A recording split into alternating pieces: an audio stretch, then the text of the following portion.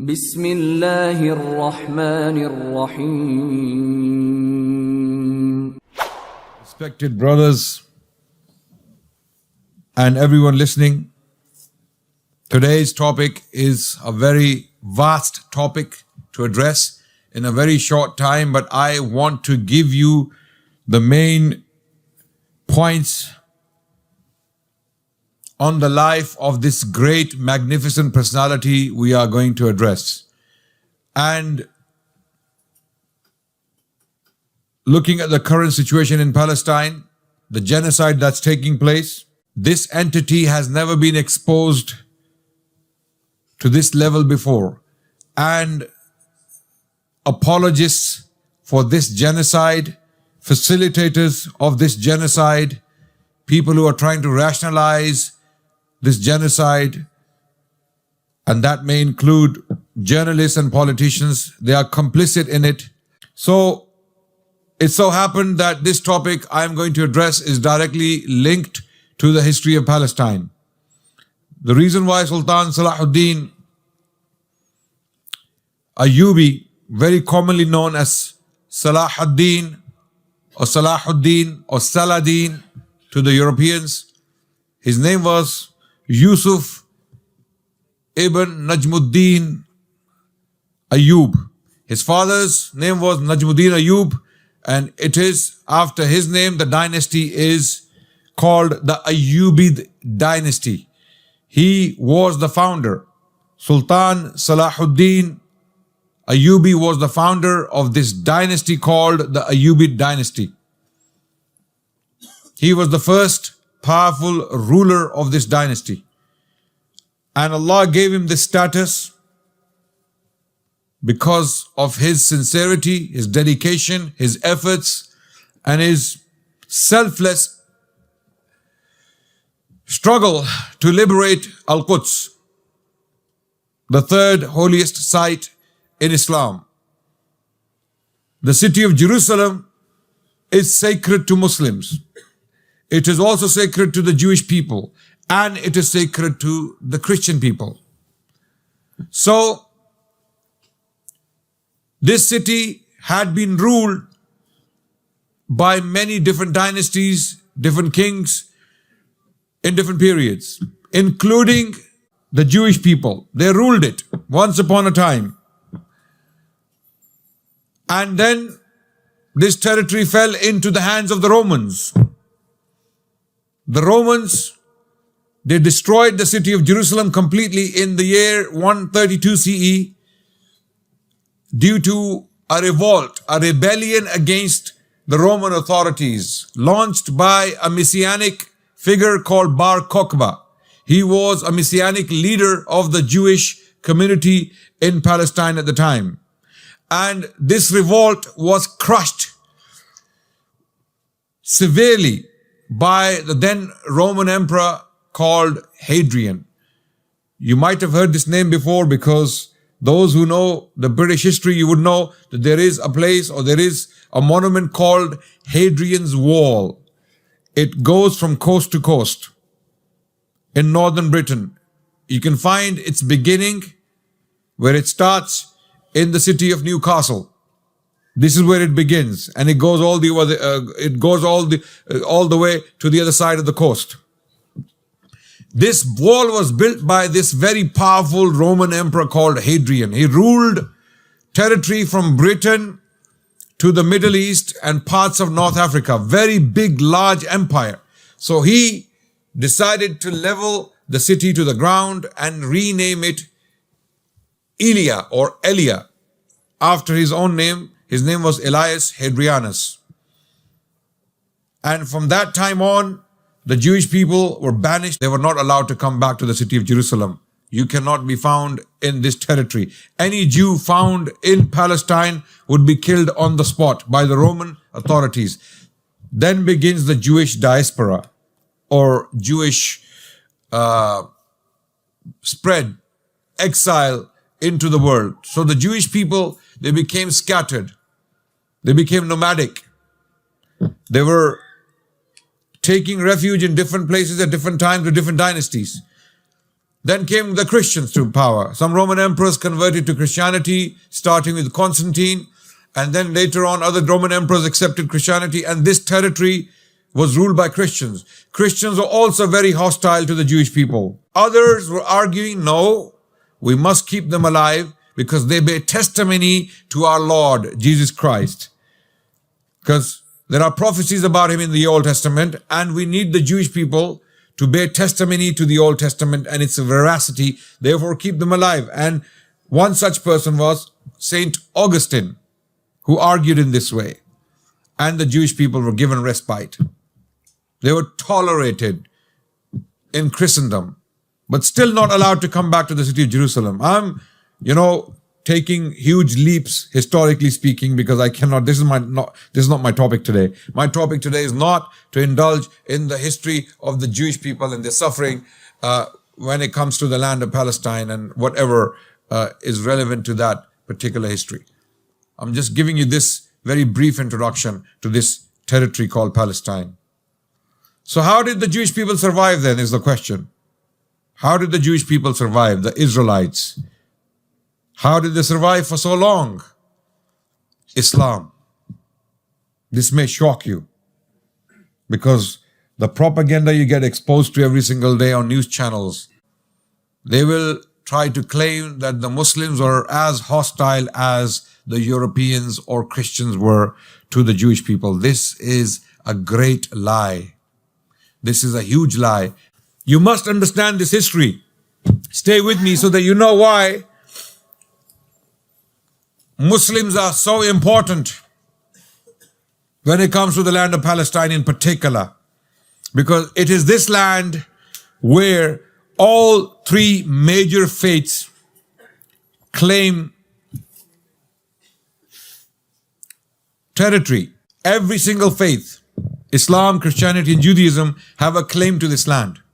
They claim this land as their own.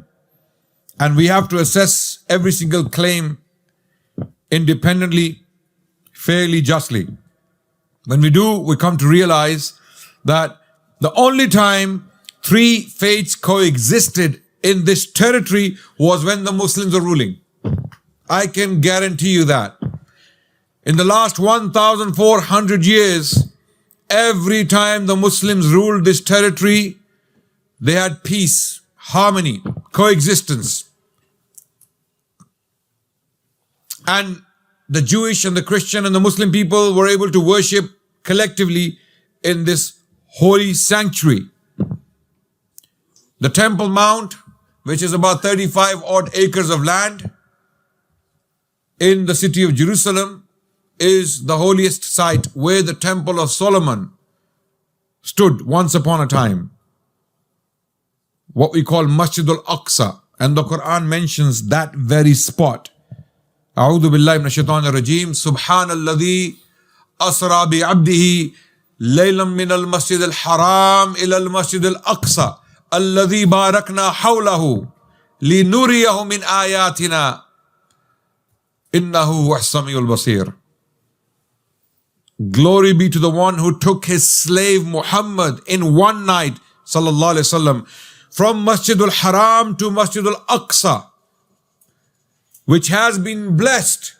Even the surroundings of this area have been blessed, so that we may show our signs to him.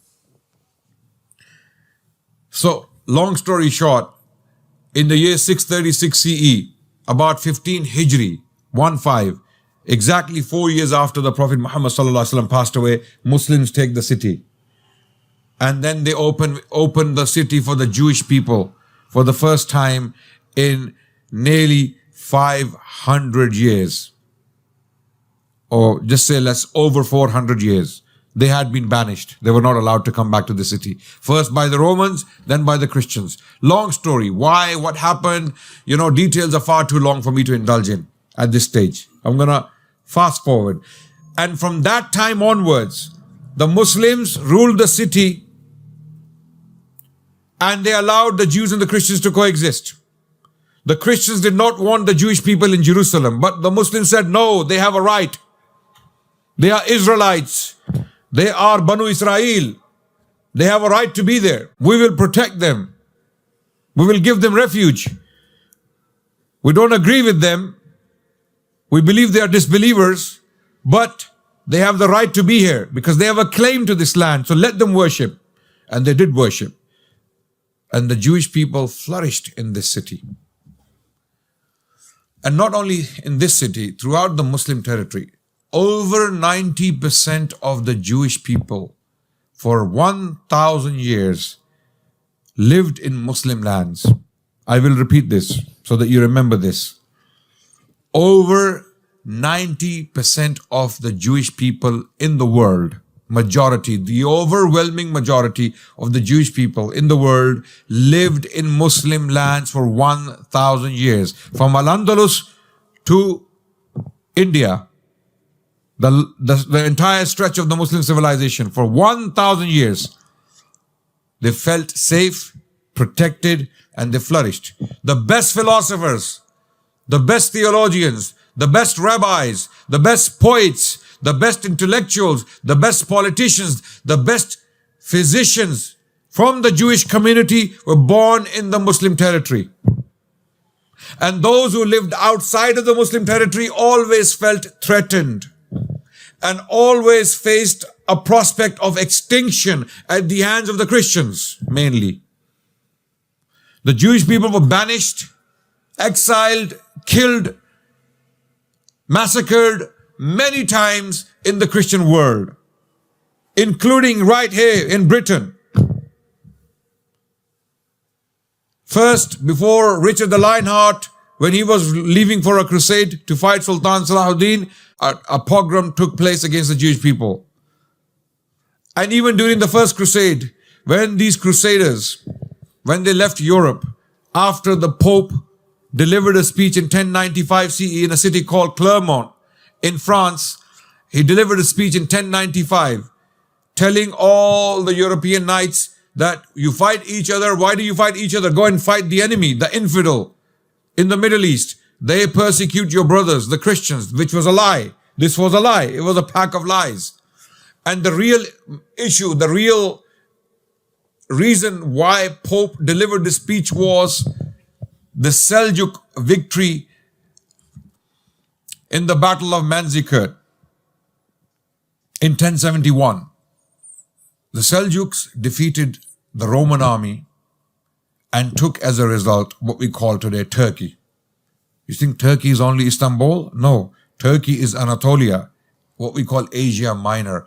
It is like a continent. It is huge territory. The entire landmass of Turkey, okay, literally from Bursa to Syria, all of this landmass came to Muslims as a result of one battle, the Battle of Manzikert, fought by Sultan Alp Arslan, who was a Seljuk ruler, against the Roman Emperor Romanus, who was captured in battle. This victory of the Muslims sent shivers down the spines of Christendom. And then the Emperor Alexius, the Byzantine Emperor Alexius, wrote a letter to the Pope asking him for help. We need help. We're losing territory. We're losing land to Islam and Muslims. And Pope delivered the speech as a result. And the speech, if it's true, if it did actually occur, was a pack of lies. So the Jewish, when these crusaders, having listened to the Pope, started their journey to liberate the Holy Land from the infidel, the Muslims, on their way to Palestine, they massacred every single Jewish population in Germany. So it were the Europeans, the Christians, the Catholics who committed massacres against the Jewish people, not the Muslims. In fact, Jewish people flourished. They were the most prosperous people in the world at the time. In fact, the prime minister to the most powerful Muslim king in Western Europe in the 10th century was a Jewish man called Hasda ibn Shaprut. He was the prime minister of Abdurrahman III, the Khalifa, who declared his caliphate from Cordoba in 929 CE in the 10th century. So this propaganda is false. It's absolutely false. Okay, Jewish historians will tell you themselves that the golden age of the house of Israel was in Al-Andalus in Spain when Muslims were ruling. From 950 to 1250, 300 years were the best period in Jewish history. Since the diaspora, since the exile initiated by the Roman Emperor Hadrian in 132 CE, the best period in Jewish history was in Islamic Spain. For 300 years. And Jewish rabbis themselves, they testify to this. Bahya bin Baquda was a Jewish rabbi writing in the 11th century in 1080s. He testifies to this fact, that since the diaspora, this is the best period in our lives. So Islam gave refuge not only to the Jewish people, even to the Christians, to come and worship in peace in the city of Jerusalem. Every time the city was taken, oppression followed. And there are two times when the city was lost to either the Christians or the Jewish elements. Okay. How Christian were the Crusader is a good question. How Jewish are the Zionists is also a very good question. They claim connection to Judaism. They claim to be Jewish, but how Jewish are these Zionists who are bombing Gaza right now, killing thousands of children deliberately by targeting them? How Jewish are they is a very good question. And there are Jewish rabbis around the world. There are Jewish activists. They're saying, not in our name. These people are not Jewish. They are atheists. They don't believe in God. They are godless people. They don't believe in God, yet they believe in His promise. Okay? So, after the Crusades, long story short, the Pope delivers the speech and Crusaders come and take the city of Jerusalem. Very long story short. I mean, we need an entire series of lectures on the Crusades themselves, because it's a very long history. But long story short, it takes the Crusaders, after the speech of Pope Urban II, it takes them nearly 4 years to take the city of Jerusalem. They start their journey, and some of them make it to the city of Jerusalem in 1099 CE. 1099. And they take the city and they massacre the entire population. They kill Muslims, Jews and Christians. The Crusaders who came in, sent by the Pope himself, the Catholic Church, they came in and they destroyed the population. They killed everything. Everyone and everything. Even animals were killed by the Crusaders. And the question may come to your mind that how was it possible? Where were the Muslims? What happened to them? Why couldn't they defend the city? This is a very good question. It so happened that the Crusaders came to the Middle East at the time when Muslims were fighting each other. The Seljuks. Having defeated one of the greatest armies on the planet, the Romans, the Seljuks started to fight each other. And the Crusaders took advantage of this, and even the Fatimids took advantage of it, and they took the city of Jerusalem. So when the Crusaders took the city, it was ruled by the Fatimids. They took the city from the Fatimids. And now, once the city was taken by the Crusaders, ripple effects went throughout the Muslim world. Poets were going to, cry and invoke the attention of the Muslim Ummah. Because the Caliph, the Abbasid Caliph, was in Baghdad. So a poet called Abul Muzaffar Abiwardi, he went to Baghdad, and he, in his powerful poetry, he tried to invoke the Muslim attention. Where are you, the Muslims? Look what's happening to the land of Asham. We have been invaded by these barbarians, these Crusaders, and they have massacred our populations. How can your eyes sleep when your brothers in Asham are sleeping in the bellies of vultures? This is his poetry, Abul Muzaffar Abiwardi. Okay? But the Muslims of Baghdad, unfortunately, were not moved. They didn't see the threat as urgent as they should have. They just didn't pay much attention to, because there was no social media. The reason why all the Muslims today are completely saddened and blown away by the images that are coming from Gaza of children ripped apart. Bombs are literally, mincing them. Literally, they are there. When you look at their bodies, it looks like, someone has put them through a mince machine. These little kids, little infants. And they don't care. The ones who are doing it, they don't care. They are doing it with impunity. So, there was no social media at the time for them to see the atrocities the Crusaders were committing. No words could explain and describe the pain of the people of Palestine at that time when the Crusaders took the city. So, they took the city and they established 4 principalities, 4 states in the land of Palestine. They took it from the Seljuks and the Muslims at the time. So these principalities were Edessa, Antioch, Tripoli, and Jerusalem. So these were the 4 Christian Crusader states established in the land of Palestine, starting from Edessa, Antioch, and Tripoli, which is Tripoli, the city of Lebanon today.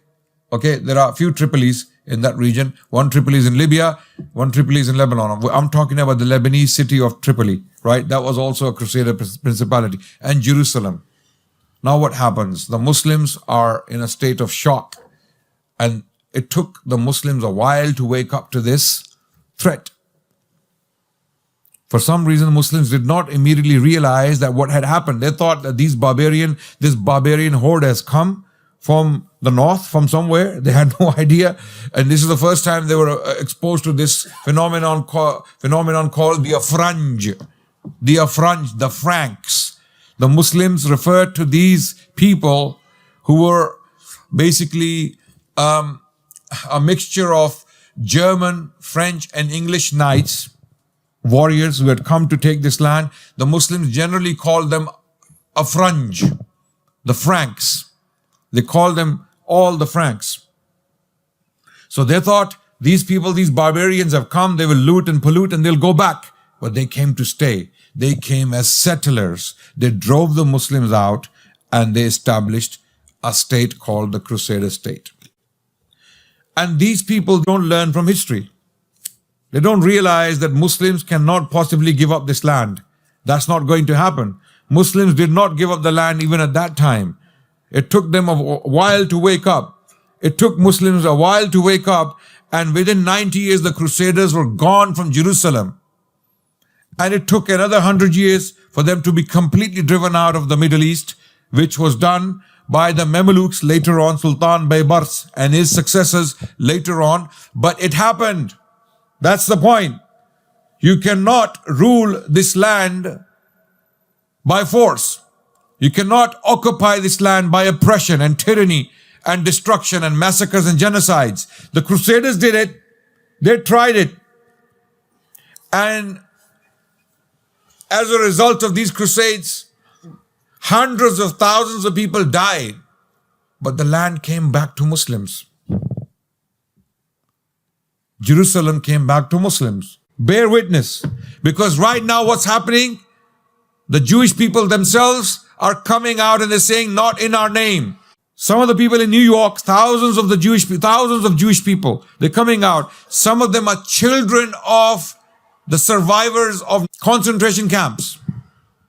And they're saying, not in our name. When we say never again, that means for everyone, not only for the Jewish people. Right?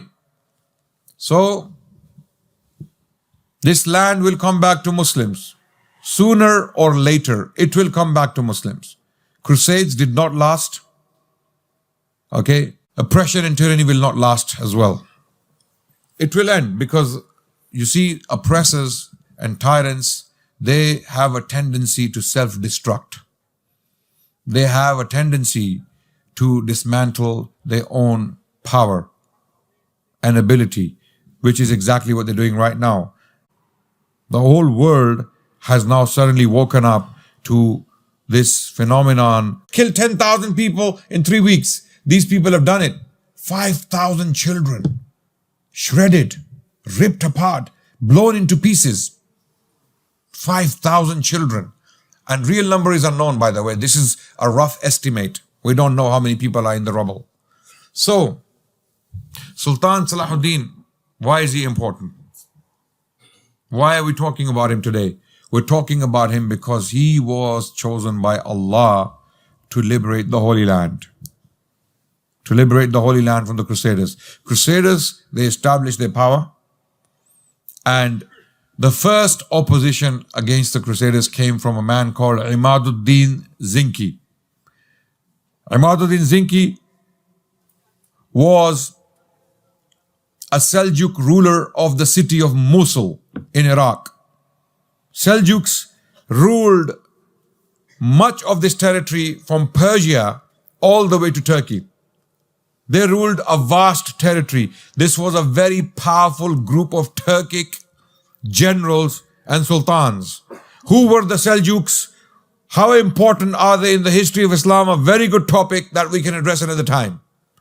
Many powerful sultans came from these people. They were originally Central Asian. They were Turkic. And they ruled vast territories between Persia and current-day Turkey. That means the Middle East too.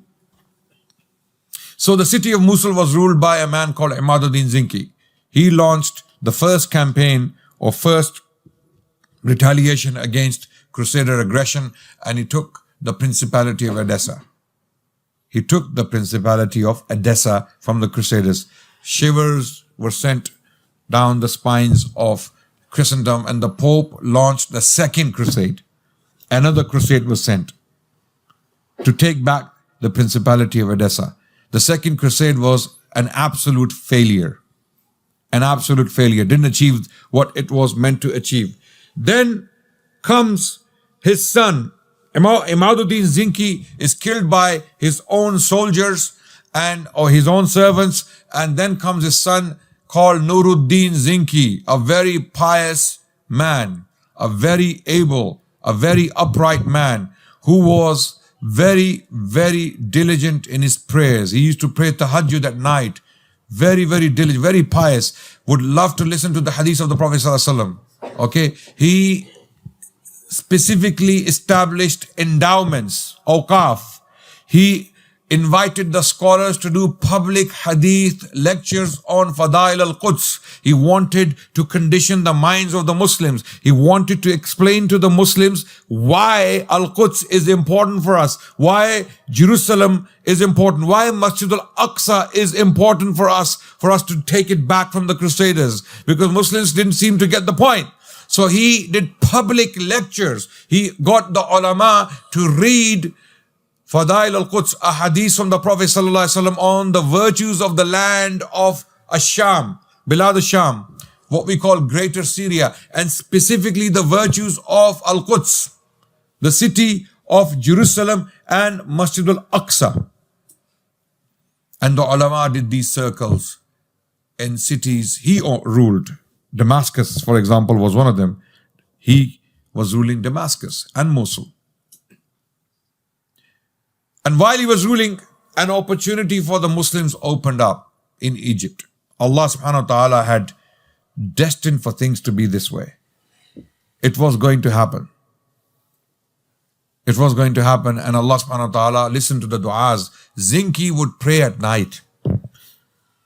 Nuruddin Zinki was, there is a story about him, although apocryphal.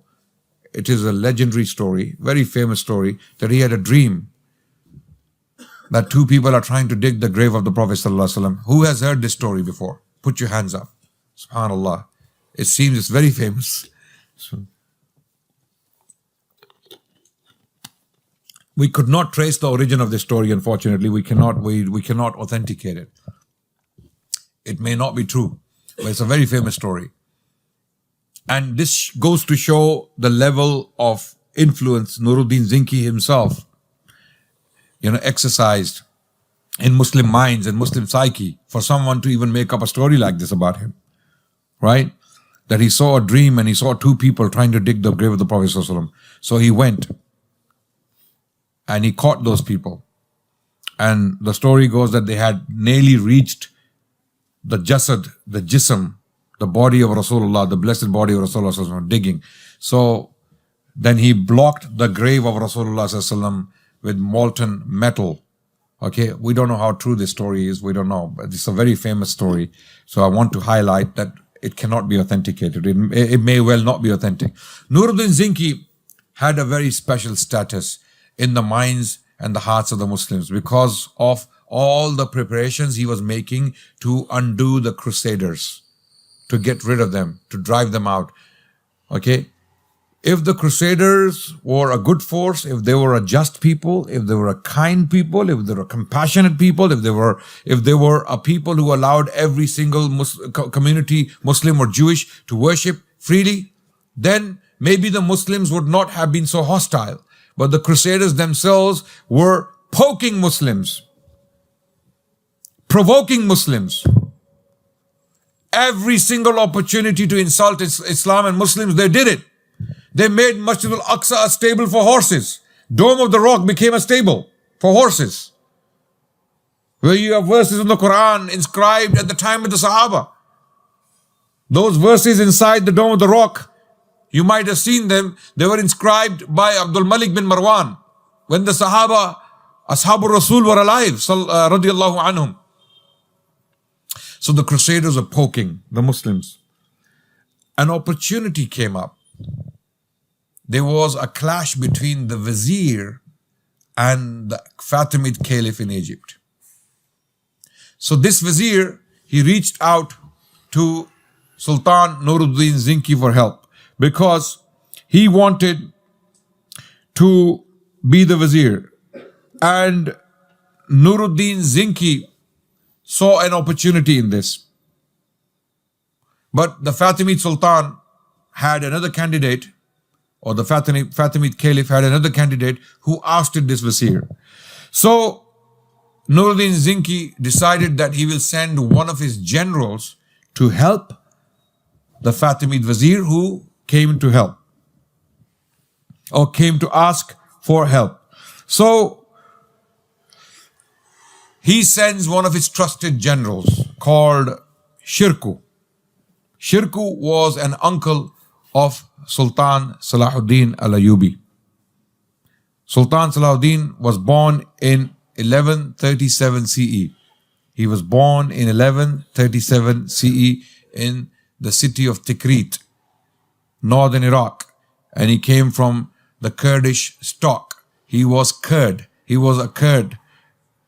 And he grew up in this city under the supervision, and then his family had moved to Mosul because they couldn't stay in the city of Tikrit any longer because they had some disagreements with the Caliph in Baghdad. His family, Sultan Salahuddin Ayyubi's father, Najmuddin Ayyub, he had issues with the Caliph, so he was first a governor of the city or the principality of Tikrit, and he was asked to leave. The very day they were leaving Tikrit for Mosul, to move to Mosul under the supervision of the Zinkis, Sultan Salahuddin Ayyubi was born, 1137.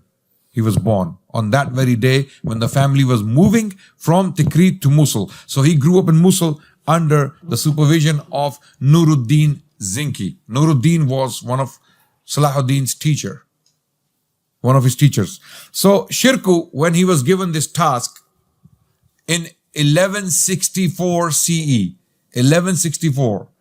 So Salahuddin is about 26 years old at this time, 26, 27 years old.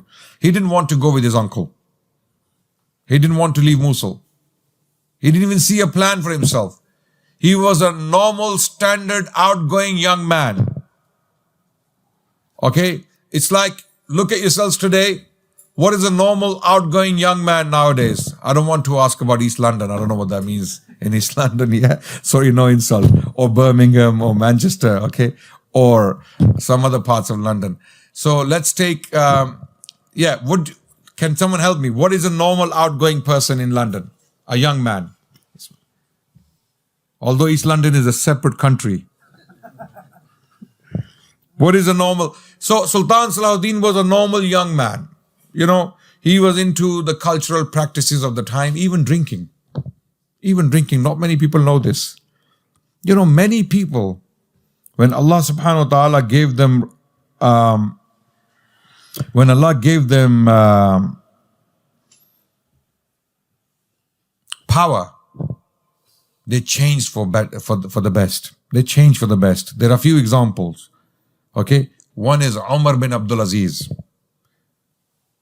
very lavish, okay, young man, as an Umayyad prince in Damascus, very living a lavish life. As soon as he becomes the Khalifa, he switches completely. I mean, he was already on his way to become like that. He was on a trajectory. Obviously, things don't happen from a vacuum all of a sudden, but he made serious changes to his life. And his wife was Fatima, who was a princess. She was the daughter of Abdul Malik bin Marwan, and she was a sister of two caliphs. Daughter of a caliph, sister of two caliphs, and wife of a caliph. Imagine that woman, Fatima, the wife of Umar bin Abdul Aziz. He told her, he said, no more luxuries. I am now a caliph. No more luxuries. She said, I am with you. I am with you. And you know, it is said about Umar bin Abdul Aziz that when he would do the work of the state, he would burn the lamp of the state from that oil. How trivial a matter is that? But when he would be done with that work, and he's now doing his personal stuff, he would burn his own lamp. He wouldn't even burn oil from the state, even though no one would ask him questions. It would be perfectly fine for him to do it, because he's the caliph. He's in the duty of Islam and Muslims. So he is one example. Another example is Sultan Salahudin. When he came to power, when he became the Sultan, as we will see, he completely switched, completely changed his character.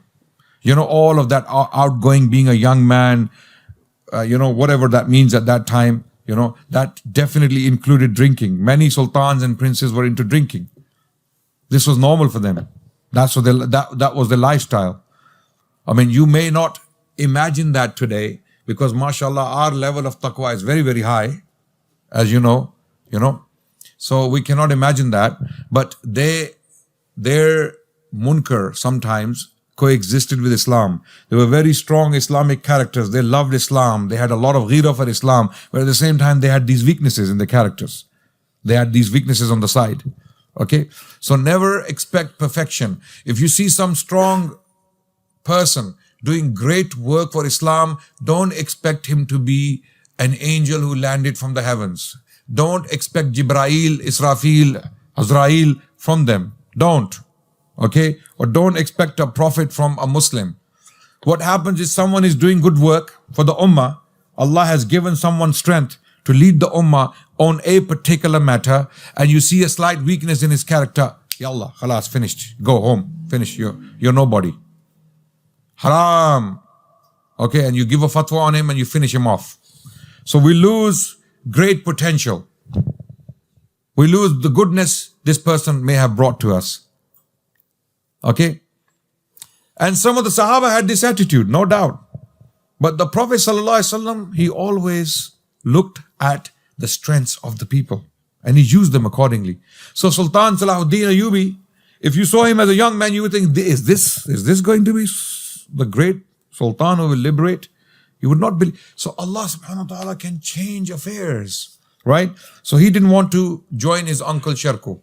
So this wazir was called Shawar. They went to help Shawar. So in 1164, Sharku and his nephew called Yusuf bin Ayub, also known as Salahudin, they go to Egypt. So Sharku manages to appoint Shawar to the power, or to the position of wazir. So Shawar becomes wazir again. Okay? And now, having done that, he's done his job in Egypt. Shawar tells him, go back now. You have appointed me as the wazir. I am now the wazir again for the Fatimid Caliph. You have to go back. Take 30,000 gold dinars and on your way. Be on your way. He said, no. Nuruddin Zinki had realized that this opportunity may not come again. Because in order to drive out the Crusaders, you must dismantle the Fatimid Caliphate in Egypt. If you do not have Egypt, you cannot take the land of Palestine. You cannot take the land of Palestine. So Sultan Nuruddin Zinki knew this. He knew that if this army goes back to Mosul, we may not get this opportunity again. So he told Shirkuh to stay put. Stay where you are. Refuse the offer. And they did stay. And intrigues continued. Many battles took place between the Fatimids and the Ayyubids, right? But in 1169 CE, Shawar dies, the vizier, so does Shirkuh. Shirkuh also dies. Long story short. And now, who is going to take over? Who is going to take power from him? Who is going to be appointed in his place? So, Sultan Salahudin Ayyubi at the time, being a young man, was a very shy person, very timid, quiet type of person, although was a warrior. He had led battles against the Crusaders already as a young man with his uncle. Okay, he had fought the Crusaders already in Egypt by this time. So he was a battle-hardened young man who had been tried and tested on the battlefield. In fact, he commanded the right wing of the army in one of the major battles against the Crusaders. How the militaries worked, or how their strategy worked at the time, was there would be three parts of the army. They had qalb, the heart of the army, where the general or the king himself would be present in the army. You know, in those days, kings and generals fought on the battlefields, not like today, you know. Not like today. They would have to be on the battlefield. Otherwise, no one would take them seriously. If a king or the general is not present in the battle, on the battlefield, that army wouldn't have any courage, wouldn't have any reason to fight. So Shirkuh was in qalb, Salahuddin's uncle. And Sultan Salahuddin, rahmatullah alayhi, was given the maymana. So there would be qalb, there would be maymana, and there would be maysara. So maymana is basically the right wing of the army on the battlefield, and maysara is the left wing of the army on the battlefield, and there is qalb in the middle. So there would be three parts of the army on the battlefield, led by three different people, and there would be one general or one commander of the army who would send instructions to both other wings. So Sultan Salahuddin Ayyubi had already commanded the right wing for his uncle against the Crusaders in a very major battle. So he knew how to fight wars and battles, but was not a very loud person. So the Fatimid Caliph, when the vizier was lost, he was advised by his advisors that this timid young man seems to be very weak among all these Kurdish generals and Kurdish military men. So just appoint him as the vizier. You know, that means you'll be fine. Just appoint him. This is what we call politics. You know, when you choose the weakest character of all. Okay, so they thought this guy is not going to give us trouble. This is stated by Imam Ibn al-Athir in his history. When he wrote about Sultan Salahuddin Ayyubi, he said, this is why the Fatimid Caliph appointed Sultan Salahuddin Ayyubi, not knowing that this is the very man who will dismantle this caliphate, the Shia Ismaili Caliphate of Egypt. So in 1171, Sultan Salahuddin Ayyubi becomes the Sultan. So in 1169, he's appointed as the vizier. When he becomes the vizier, many people start the Fatimid establishment, which was the ruling class, and the masses in Egypt were all Sunni, by the way. The population of Egypt was Sunni. The population of Egypt was either Sunni or Christian, Coptic Christians, right? The ruling class, the ruling elite were a very small number of people, the Fatimids. They were not liked by the population. The population didn't want them to rule, but they're ruled by power and money. So, when he became the vizier, his next target was to simply remove or dismantle this threat, because the Fatimids were consistently siding with the Crusaders. Every time a Sunni Muslim power like the Seljuks, the Zingis, every time they fought the Crusaders, the Fatimids would help them. But now they were stuck. They were stuck. So Sultan Salahudin Ayyubi slowly he removed the caliph from his power. Al-Adid, his name was Al-Adid, was removed, and in 1171 he himself became the Sultan of Egypt. Now there was a situation. Okay? Nuruddin Zinki had a plan, rahmatullah alayh, that once we have secured Egypt, then we will have the back of the Crusaders. Where is Nuruddin Zinki? He is in Syria. He's ruling from Damascus and Mosul, right? Egypt is on the other side. And in between Syria and Egypt, what do you find? Which land? Palestine. So Palestine is in between. And Palestine is ruled by the Crusaders. There are 4 principalities. Right? So in order to take the Crusaders and defeat them, you must take Egypt. You must secure the back of the Crusaders. Otherwise, they will use it against us. So now Egypt is secured. But there is a problem. The problem is Salahuddin becomes independent. First, he was very, very obedient to Nuruddin Zinki because he was one of his servants. He's the one who sent him. Nuruddin Zinki sent Sultan Salahudin Ayyubi. But he became more powerful than Nuruddin Zinki himself. Because Egypt was a powerhouse. It has always been a powerhouse. It is a powerhouse today. Egypt, for one reason, among many other reasons, is very, very important. Why? Sorry? The canal is recent. Suez Canal is recent. It wasn't there before. But one reason why? Agriculture. River Nile. River Nile, it gave agriculture to Egypt, and Egypt was the breadbasket of even the Roman Empire. Egypt was very important. If you have Egypt, you have a very strong supply of grain, which is strategically very important. And grain means money. At that time, these communities, these societies were agricultural societies predominantly. There was hardly any industry, right? So anyone who has access to agriculture,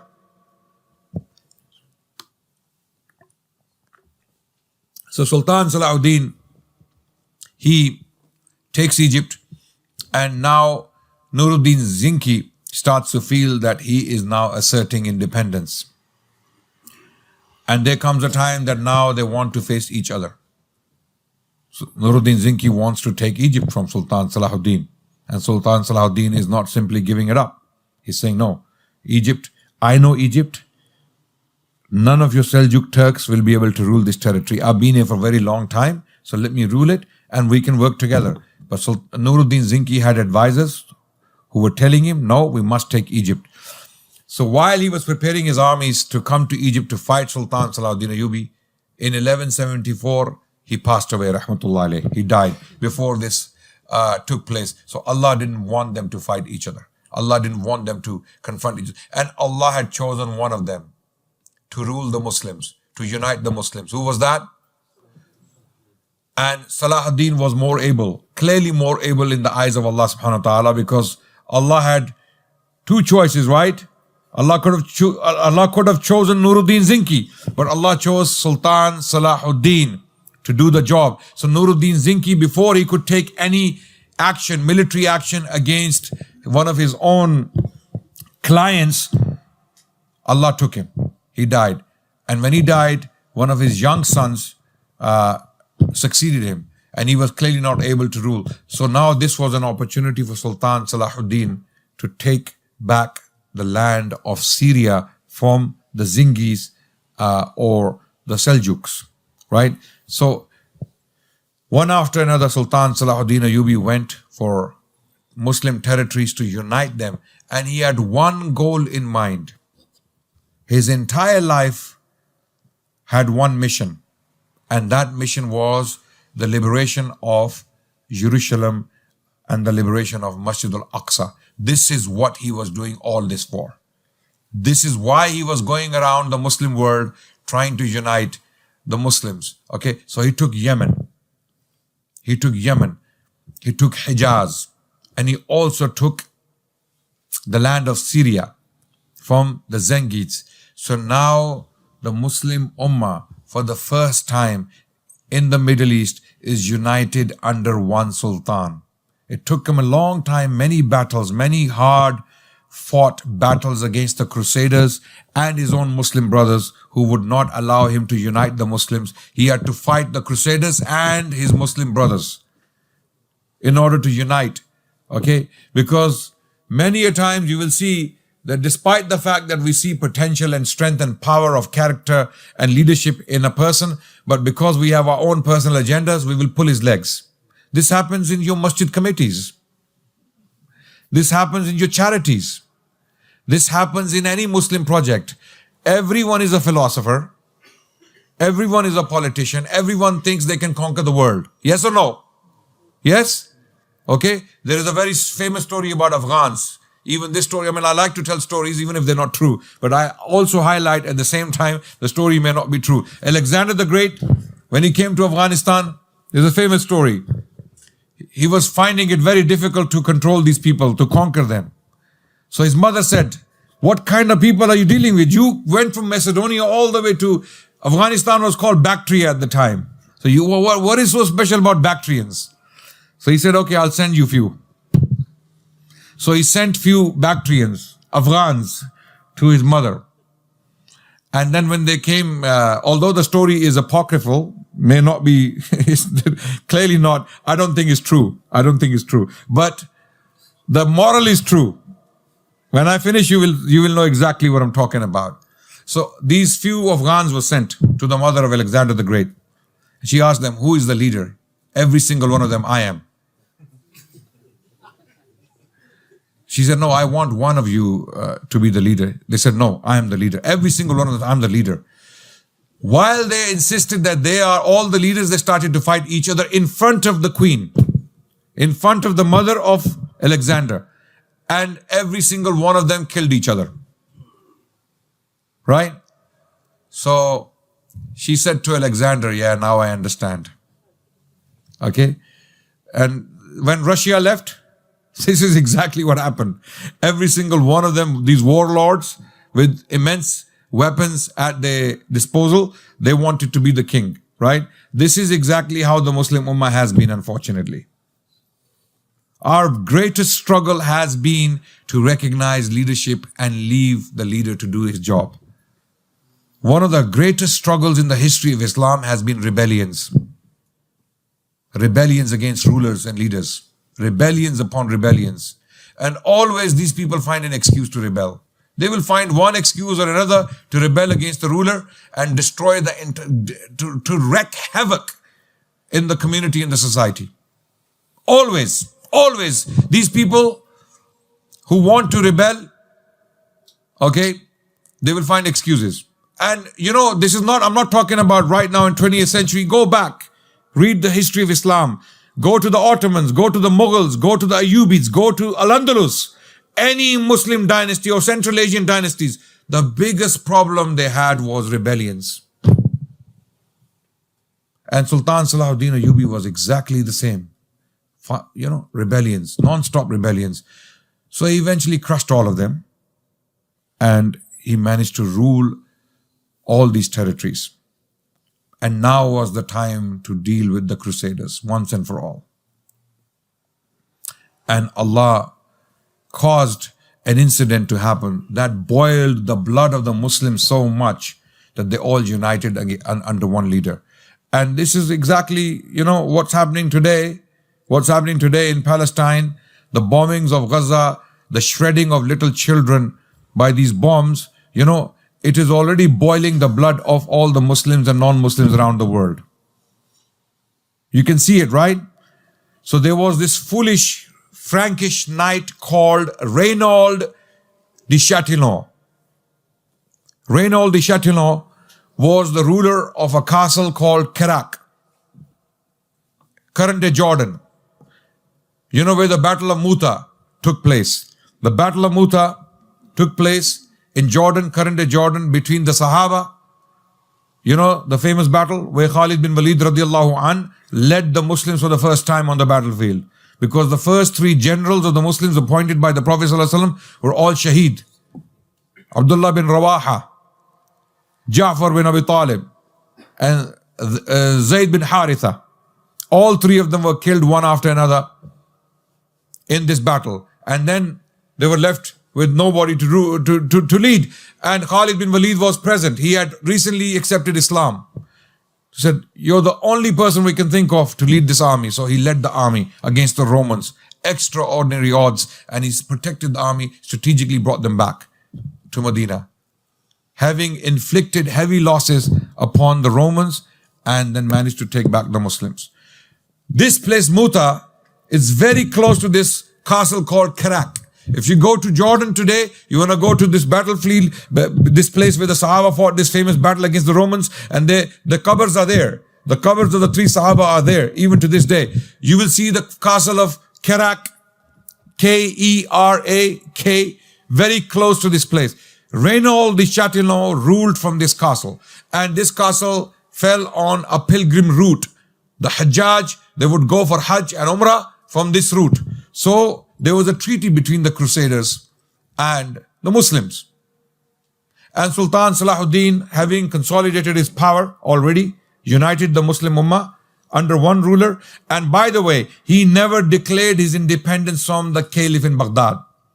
Even though he was a lot more powerful and influential and rich than the Caliph in Baghdad, he did not challenge his office. The khutbah from the masajid was read in the name of the Caliph. This is how obedient he was to Muslim authority himself. Being the Sultan himself, being more powerful than the Caliph himself, having larger armies than the Caliph, Caliph had nothing. The Caliph in Baghdad was powerless. He paid homage to him. So now he was waiting for an opportunity, and the opportunity was provided by this fool called Reynaud de Chatillon. He saw a pilgrim caravan passing through his territory. He decided to attack them. He attacked the caravan, and it is claimed that one of the sisters of the Sultan was in the caravan. And this boiled the blood of the Muslims so much. In fact, he took the Muslims into the dungeons of the castle. If you go and see the castle, which stands to this day, you will understand what might have been going through the minds of the Muslims at that time who were imprisoned in this castle, because I've been there, I've seen it, right? You go inside the dungeons, it's pitch dark, very scary, all stones around you. So he said to the Muslims who were imprisoned, where is Muhammad? Call him. Where is he now? Why doesn't he come and save you? Because these people worship Jesus Christ.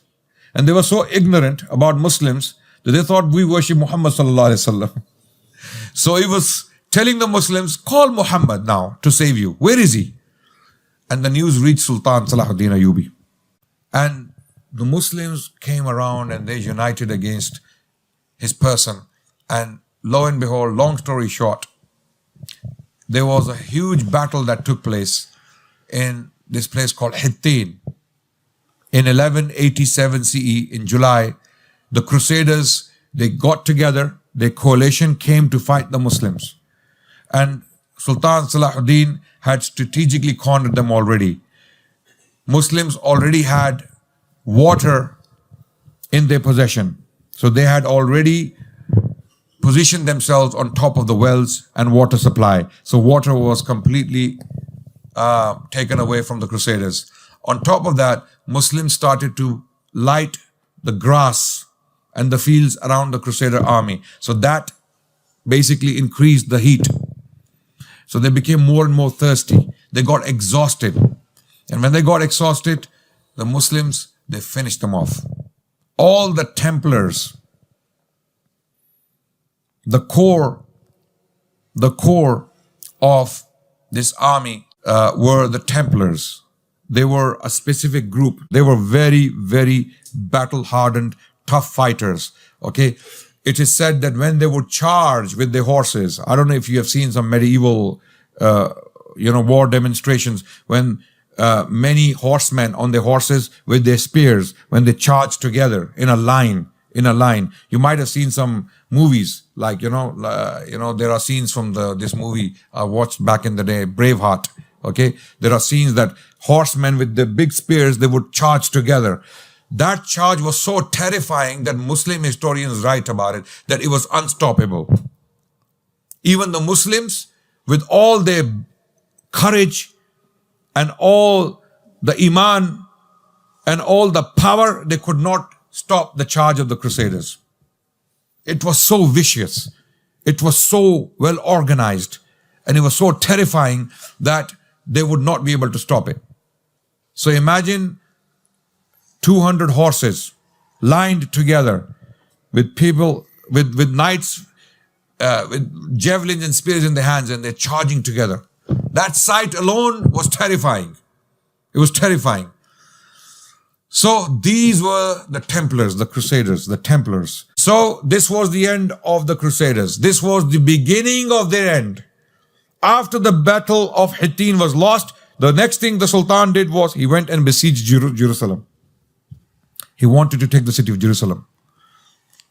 And long story short, the Crusaders who were defending the city, they surrendered upon a treaty. And the Muslims wanted to avenge what happened in 1099 when the Crusaders came in. The Sultan prevented every single Muslim from doing this on pain of death. He said, anyone who is found to be doing this, killing people inside the city, because this is not Islam. We don't have the Crusaders as our teachers. Our teacher is Rasulullah sallallahu alaihi wasallam. We have rules and principles. We are bound by principles. We cannot go and kill women and children like they did. We cannot do that. Even if you want to avenge what happened then, you can't do it. So the city of Jerusalem was opened. Sultan Salahudin Ejubi went inside and he washed Masjid al-Aqsa and Dome of the Rock with rose water. After 90 years of occupation. After 90 years of occupation. This was one of the greatest events in the history of Islam. And throughout the Muslim world, people prayed for the Sultan and his army for achieving this for the Muslims. For the first time after 90 years, Muslims prayed in Masjid al-Aqsa. It was washed with rose water. The Sultan himself, being a king, himself was on the floor, washing the floor of Masjid al-Aqsa. Allahu Akbar. Rahmatullahi alayhi.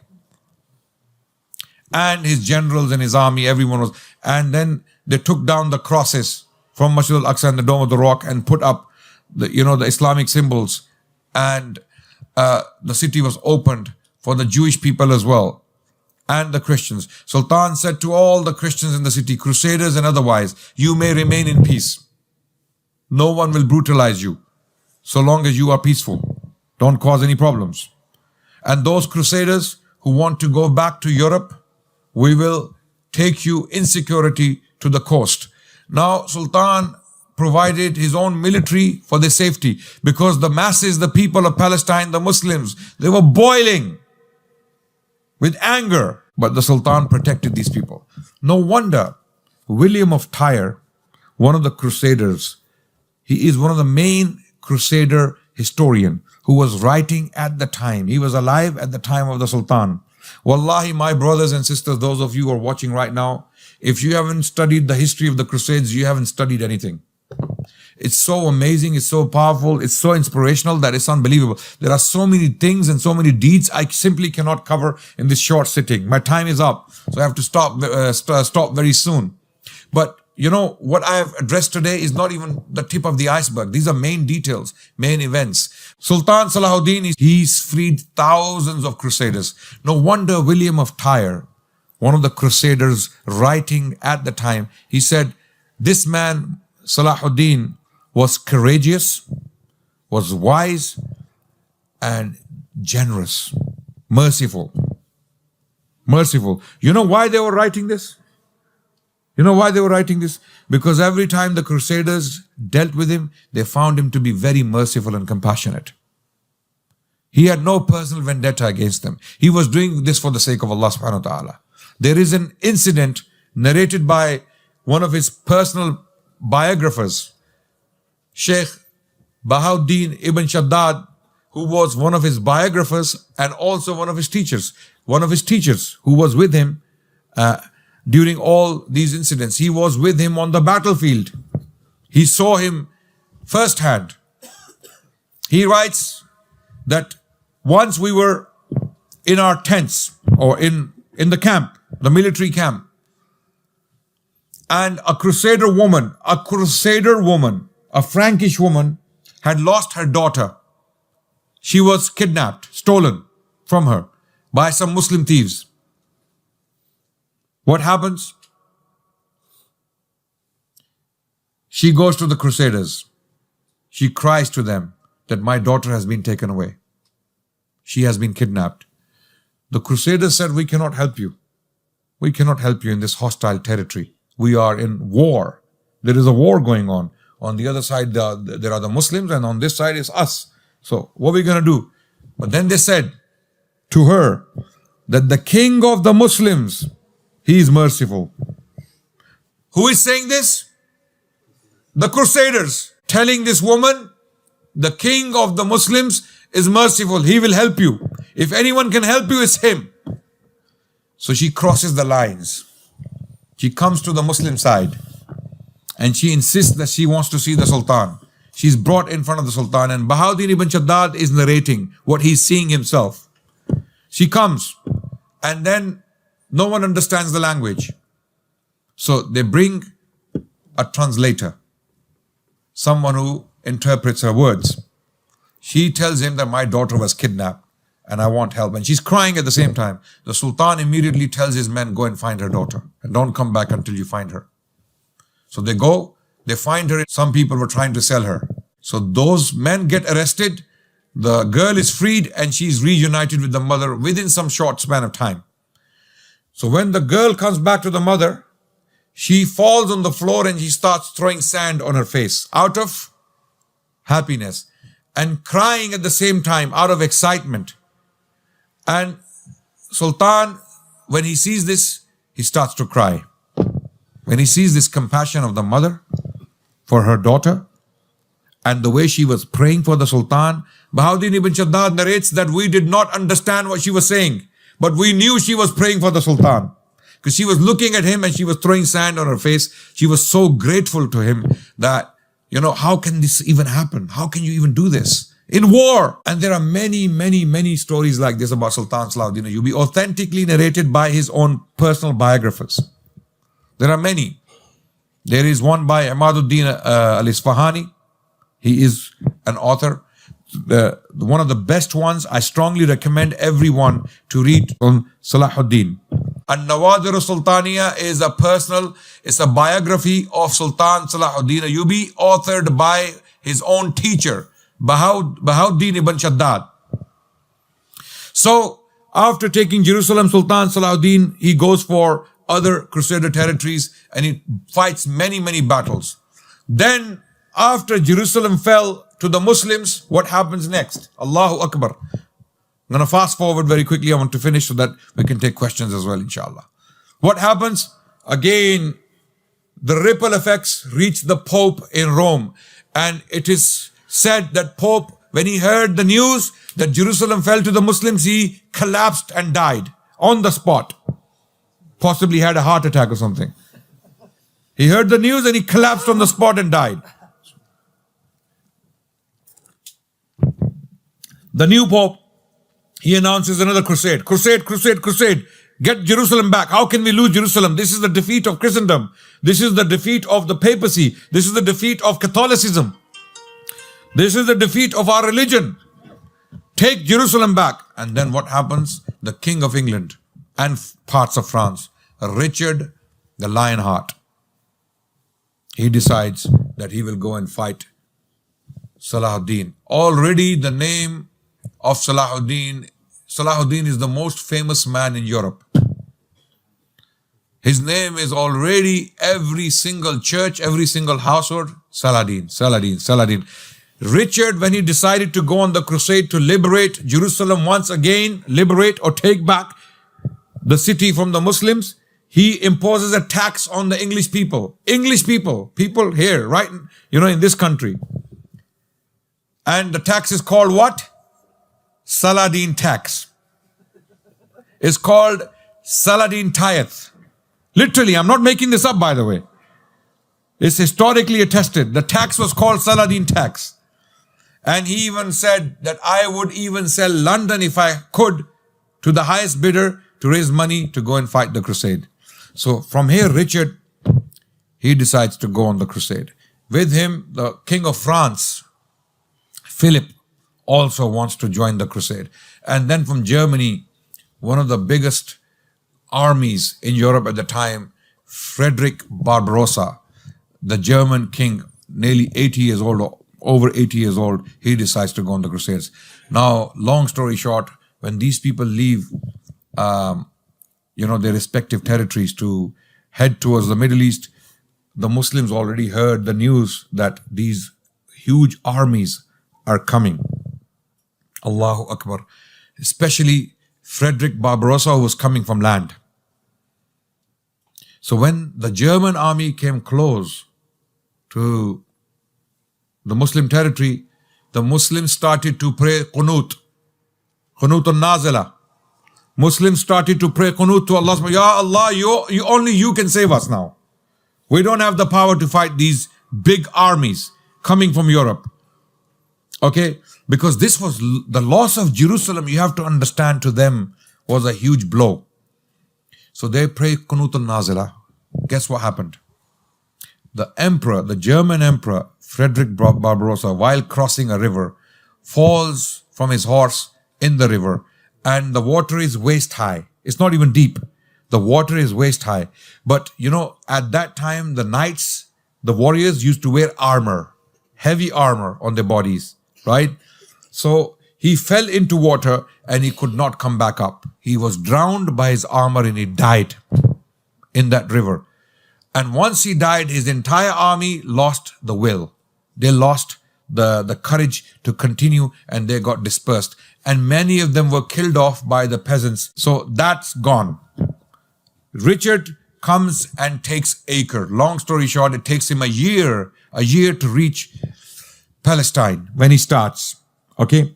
So he comes and takes Acre, the city of Akka in current-day Palestine.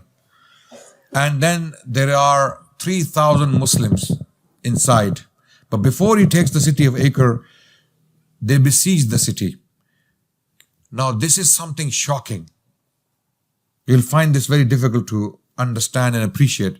For 2 years, are you listening, everyone? For 2 years, the city of Acre was besieged. For 2 years. Okay? And on the other side, Sultan Salahudin al-Ejubi remained for 2 years outside the city of Acre trying to rescue it. For 2 years, this man did not move from one spot. For 2 long years, one battle over one small city called Acre was fought. And there were 3,000 Muslims inside the city. Eventually, Richard succeeds in taking the city. And when he takes the city, he basically takes all the Muslims in the city hostages, 3,000 of them. And then he tells the Sultan, money or they die. So he wanted gold. Sultan Salahudin Ejubi could not raise the gold in time. And in one day, Richard, in cold blood, killed 3,000 men, women, and children, Muslims. This is called the massacre of Acre. Okay? And the Muslims are so angry when this happened. So Richard started to take the land. So how he did this, after taking the city of Acre, he started to make his way down towards the city of Jerusalem because why did he come to Palestine from England? Even though he never lived in England, he was mainly living in the French territory. He spoke French. He didn't even speak English. Okay. So he ruled more territory in France than he did in Britain. Right. So he came with his army, took the coastal route. There were ships supplying from the sea, and on the land, the other side, the Muslims are also following the Crusader army. And there were many skirmishes. Muslims tried to stop Richard in his tracks, but they couldn't. He was a very, very, very able fighter. Richard was a vicious fighter. He was not only a very powerful king, but he was a very strong general. and he commanded his men like a block.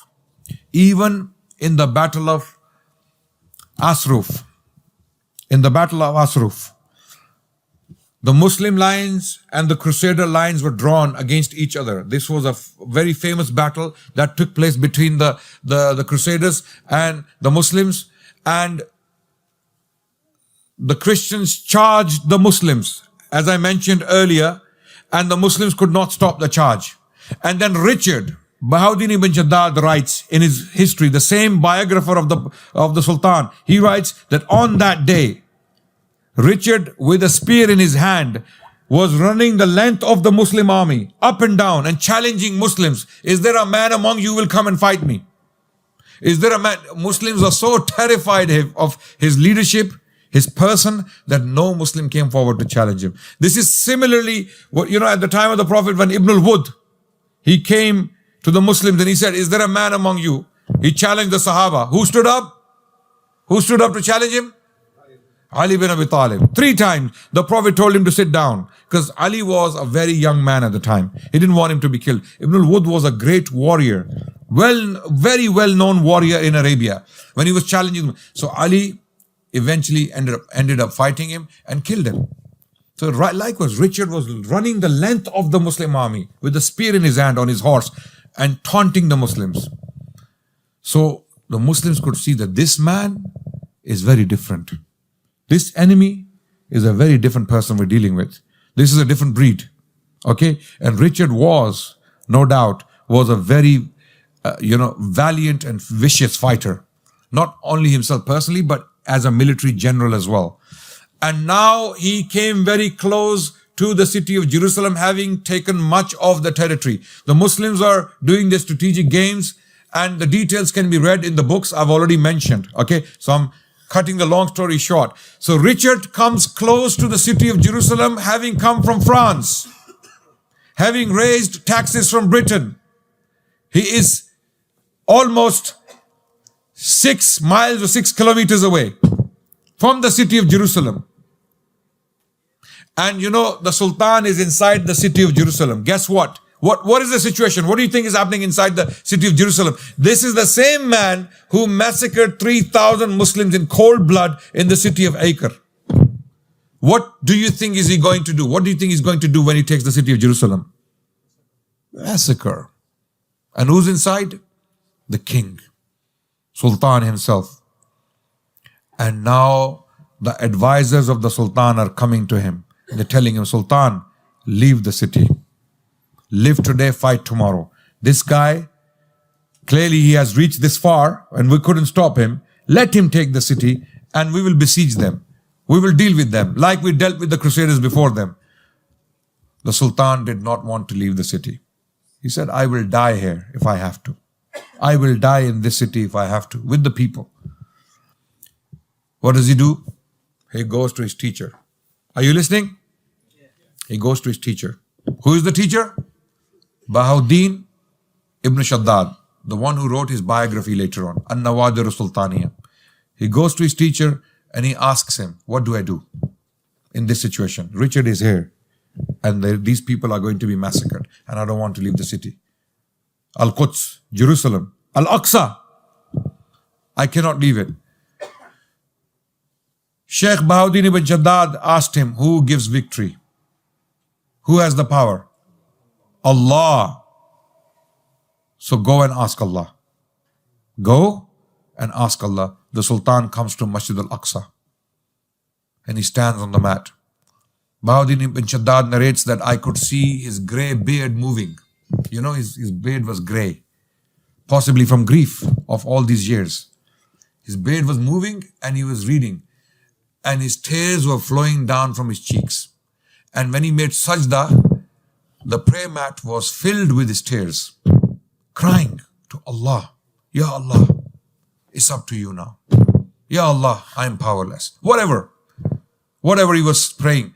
And for some reason, Richard decides, having come from Britain and France, having brought so much pain and suffering to not only his own army, but to the Muslims as well, for some reason, he decides to go back. turns around from the doors of the city of Jerusalem. And his companions, crusaders, they said, at least look at the city. Go and look at it. He said, I will not even gaze upon it. I will not look at the city. I will not look at something I cannot take. He turns around and he goes back to where he came from and could not take the city of Jerusalem. Historians argue a number of different things, and they say a number of different things. Why? Because the city was basically in the hands of the Muslims. The territory around the Crusaders was hostile. The Muslim population was hostile. All the water wells had been poisoned already outside. There was no water supply. They were away from the sea. Okay. So this was a lost battle to Richard. There was no point of fighting this battle. So he decides to go back. Even without trying to conquer the city. Never sees it. Doesn't even look at the city. Goes back. And then Sultan Salahudin Ejubi and the Muslims cannot believe it. Whether it was his du'as or the Muslim du'as and the Muslim qunuts. That's why they say never underestimate the power of du'a. Just like you guys prayed tonight. Believe in Allah. Believe in His decree. Things will change. وَلَا تَهِنُوا وَلَا تَحْزَنُوا وَأَنْتُمُ الْأَعْلَوْنَ إِن كُنْتُمْ مُؤْمِنِينَ. Do not despair. Do not be in grief. You will be victorious if you are believers. So do not underestimate the power of dua. And do your best to help your brothers and sisters. Do your best to help your brothers and sisters. So Sultan Salahudin Ejubi survives. So does the Muslim army. And Richard goes back. And Richard, fighting a minor battle in France, besieging a castle, gets shot in the neck by a crossbow by another soldier, a French soldier, and he dies as a result. And he tells his soldiers that they should bury his heart in the city of Rouen in France, and his body was buried in another place. Forgot the name of the city where he was buried. Subhanallah. Okay, so you can see he's a Fiji. You know, they used to make effigies, true likeness of the king or the queen on the grave. You can go and see in France. If you ever see them, you can see the pictures. So this man was clearly a very special, no doubt, okay, with special qualities and characteristics, okay. And when he was in Palestine, Sultan Salahudin Ejubi communicated with him, even sent him his physician. And he actually praised the Sultan for his bravery. This is a man I'm dealing with, not just any ordinary person. This guy, this person I'm dealing with is not an ordinary man.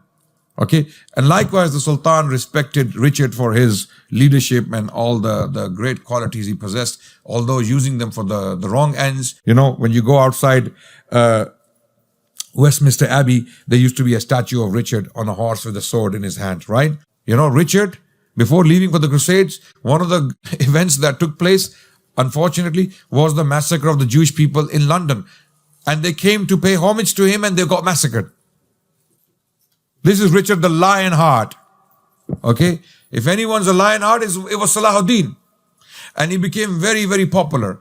Finally, this man, Salahudin, Rahmatullah alayhi, died in 1193, having done this great service to Islam and Muslims, having taken back the city of Jerusalem, the land of Palestine from the Crusaders. Okay, although the Crusaders remained in the Middle East for another 100 years, no doubt, but they were completely powerless. Their power was repeatedly reduced by the subsequent sultans, first the Ayyubids and then the Mamelukes, and they did not give up. There were 7 crusades in total.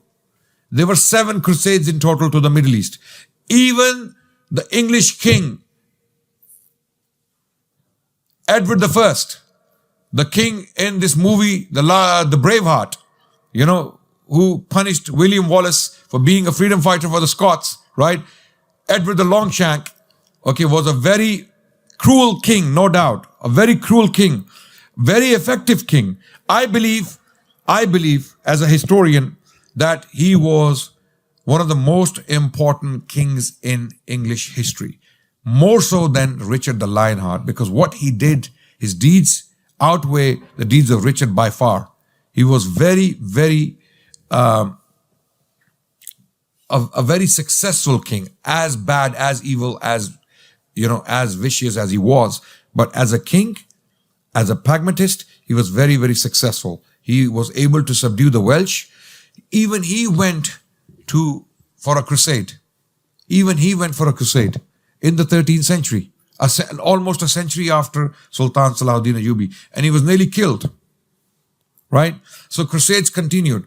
But Sultan Salahudin Ejubi died in 1193, and when he died, how he died, he had sheikhs reading the Quran right next to him.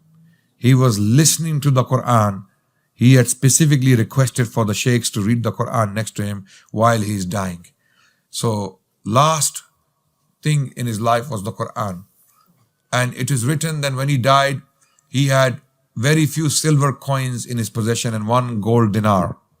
That money was used, specifically kept for his coffin. So he was basically, the coffin was bought from that money and he was put in the grave. He was a very kind and generous person. There are so many virtues that I can simply not describe in this short sitting. For that, you will have to read the books I have mentioned, An-Nawadir Sultaniya by Bahauddin ibn Shaddad. So on that note, brothers and sisters, thank you so much for listening. I simply haven't done justice to this man's history and his legacy. There is a lot more I could discuss and talk about with regards to his character, his personal achievements, his person, his as a Muslim, his prayers, his reading of the Quran, his patronage of the scholars and the ulama, him being surrounded by the ulama and listening to the hadith of the Prophet ﷺ every single day. All these things I could mention, but I could not because of the time restraint. Jazakumullah khairan walhamdulillahi rabbil alameen. May Allah bless you. Thank you so much.